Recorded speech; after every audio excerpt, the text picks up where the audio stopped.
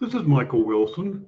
We're looking at the question, should we talk about what Jesus has done in our lives? There are times Jesus will do things and suggest that it not be shared with others. It is a God thing for just that one person. Jesus doesn't Jesus does want us to be public about God's world, that is his kingdom. It is not to be hidden. We are to be a light in darkness. We must go public. We must be open. We must be transparent. This world of God, his kingdom, needs to hear the good news about what it is like to be restored by Jesus. When it comes to the good news, Jesus demands we go public. To not do so is to deny him. So we read from Jesus in his manifesto in Matthew 5:14 to 16. You are the light of the world, a city set on the hill that cannot be hidden. Nor people, nor do people light a lamp and put it under a basket, but on a stand, and it gives light to the whole house.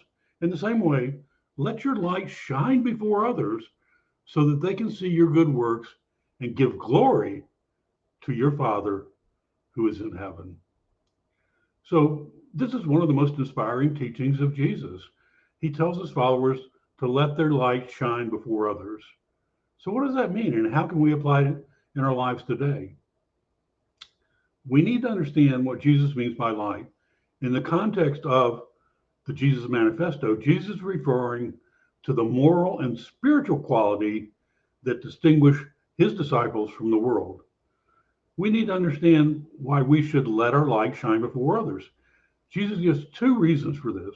One is that they may see our good works. Good works are not just acts of charity and kindness, but anything we do in obedience to God's will and his glory. The other reason is that they may give glory to our Father who is in heaven. So we need to understand we can let our light shine before others. And this is how.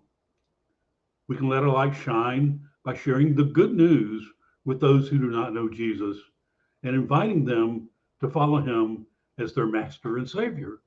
We can let our light shine by loving God with all our heart, soul, mind, strength, and loving our neighbors as ourselves. We can let our light shine by serving others with humility and generosity, using our talents and resources for God's kingdom. So, letting our light shine before others is not an option or a suggestion for Christians, but a commandment and a responsibility. It's also a privilege and a joy because it honors God and blesses others. And let us, therefore, ask that God fill us with the Spirit and enable us to shine for him in this dark, dark world. Now, that's some good news, brothers and sisters.